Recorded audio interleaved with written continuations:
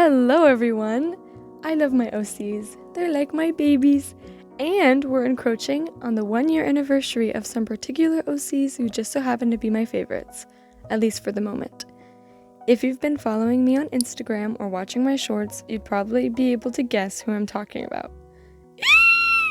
It's Estella and Anthony! Oh, how much I love them! But with 1 year comes great ability to make past stories better. So that brings us to the topic of this video, which is redesigning my OCs. The goals of this video are to, number 1, create designs for my character that I'll want to keep drawing and actually like. I don't really like the outfits I have selected, and some hairstyles as well, so I'm going to try on designing new ones. Number 2, improve the story for my characters. I'm not going to go too deep into it since a lot of the aspects are things I don't want to reveal, but there are also a few key elements that I want in the story, but are going to take a while to develop. So, I'm not doing that. I'm planning on making a part 2 eventually, so, it's fine. And finally, number 3, give my characters actual personalities. I love these little goobers, but I also feel like I don't know them that well, so I want to figure that out as well. Okay, so initially I was going to design 4 characters, but upon further reflection, I have come to the conclusion that that is going to take too long, and I'm tired. So it's just going to be Estella and Anthony. Sorry if that saddens anyone, but I think I need to flesh these characters out before adding any less main characters. So, Estella's first. Estella Bevin is the main character of this story. She was originally just a default girl, I think. I don't know. Basically with no features to remember and just a pretty face. Then, as I was progressing, I settled on a few key elements of her design. She has natural dark hair, which she dyed a cherry red/purple color. Her skin is a medium caramel brown, and she has greenish hazel eyes. Her nose is hooked, and her eyes are slightly upturned, and her hair is big and wavy. That's kind of a lot. I need these core elements in order to consistently draw a character, and I think Estella is one of my most developed characters in terms of physical features.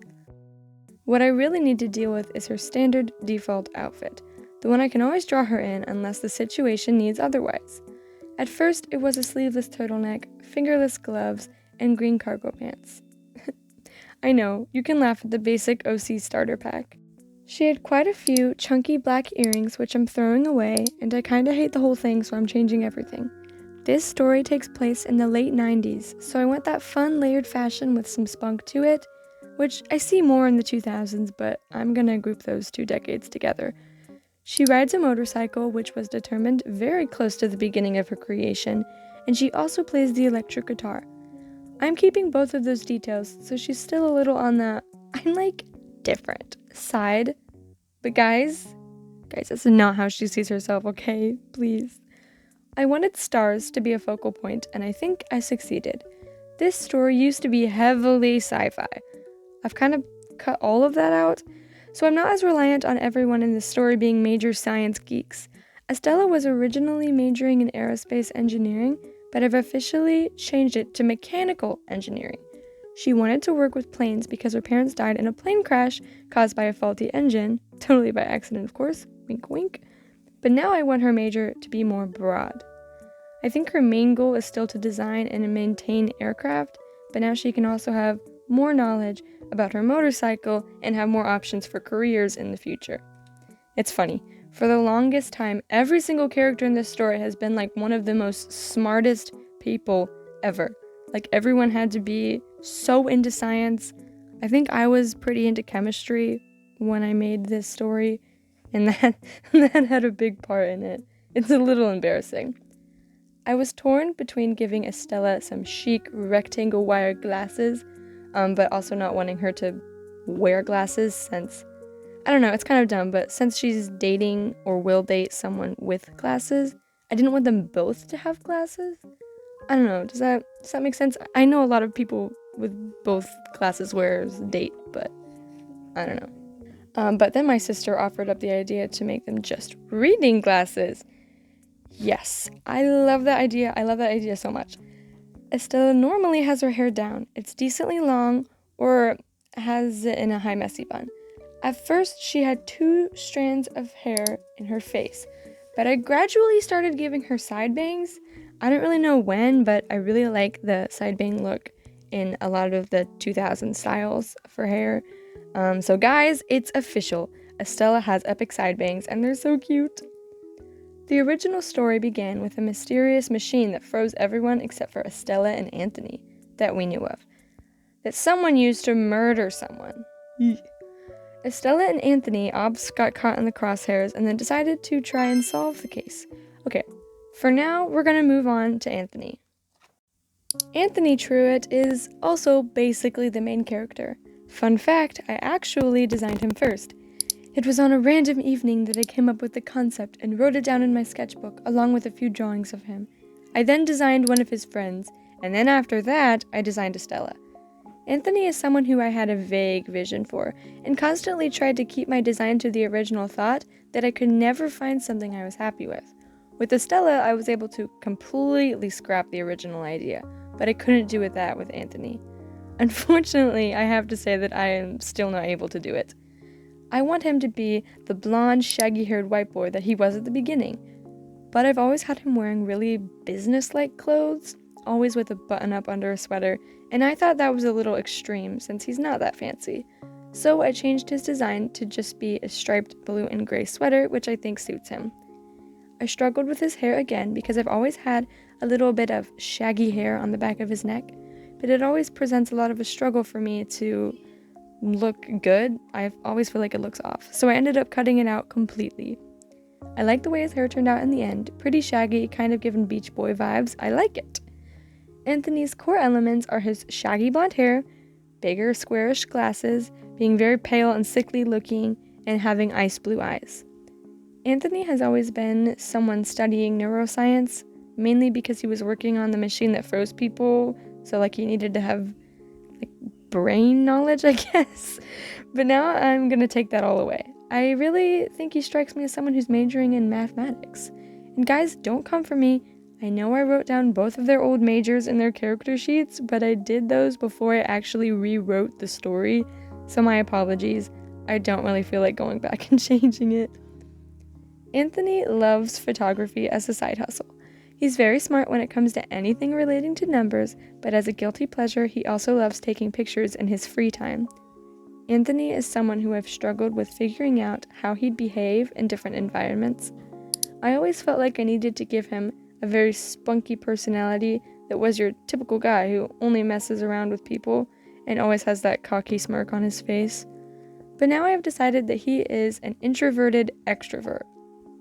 He's very nice and likes to talk to people, but he's also very awkward.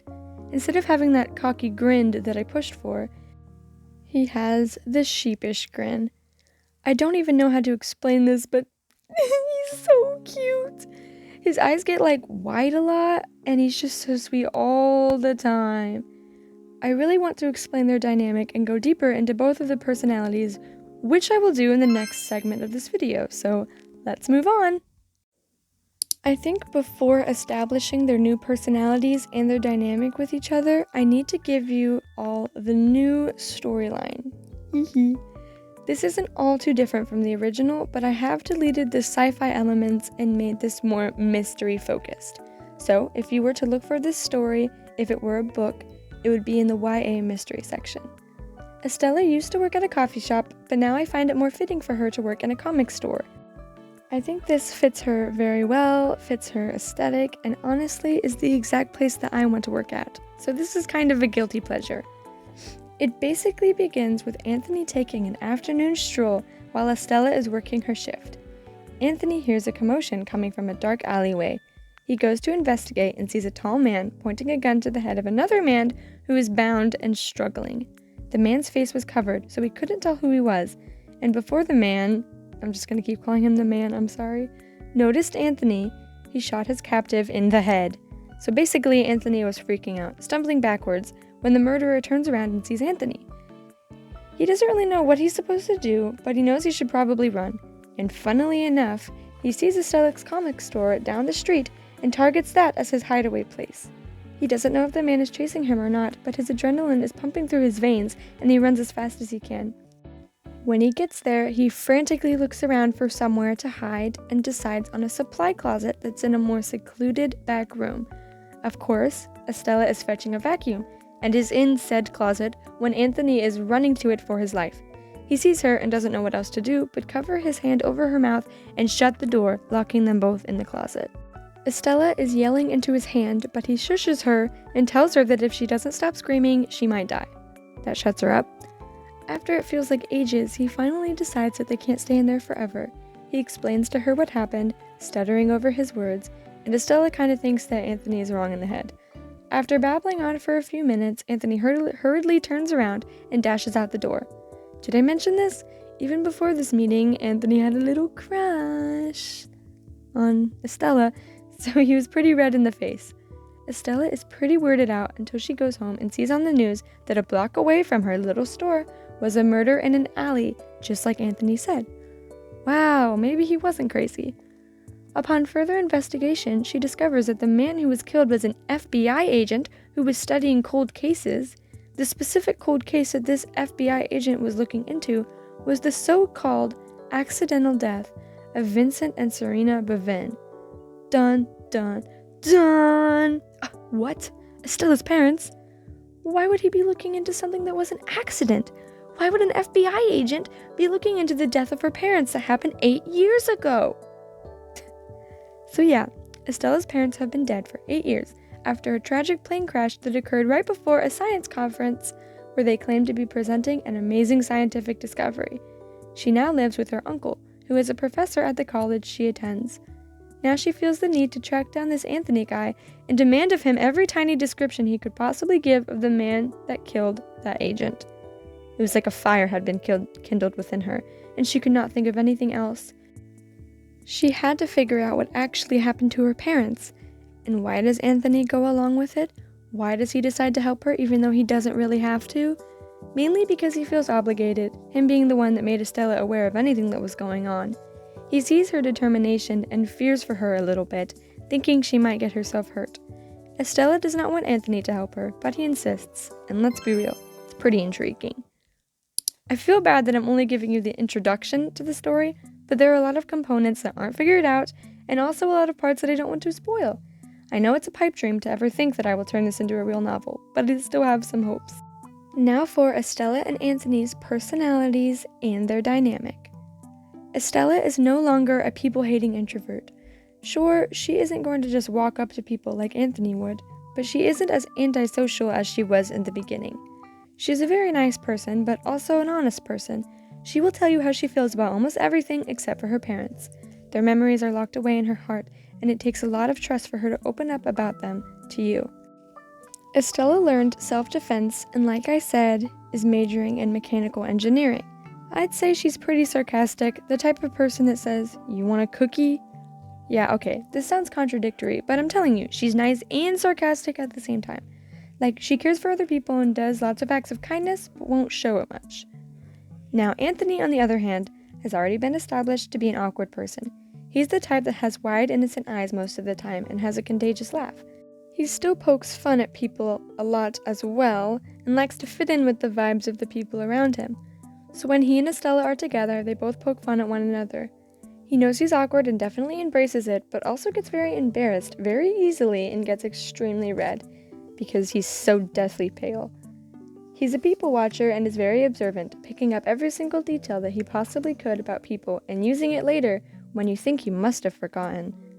His and Estella's dynamic make my heart warm and fuzzy. They're so cute together.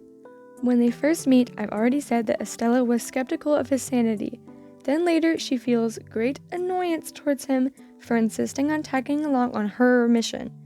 Anthony is pretty smitten towards her and doesn't bat an eye at her initial rude comments to push him away. He eventually weasels his way into her heart, and after that, she couldn't imagine her life without him. Alright, sorry if that got boring. I know that this video was very self-indulgent and also very necessary just for my own sake because I really needed to figure the story out, but if you're still here, then thank you so much for sticking with me. There are several more characters that are important to the story, so I definitely need to make a part 2 for this. That's probably going to take a while since I need to do some serious brainstorming. I hope that maybe Estella and Anthony hold a little piece of your heart after this. See you at some point with whatever video I decide to make next. Bye!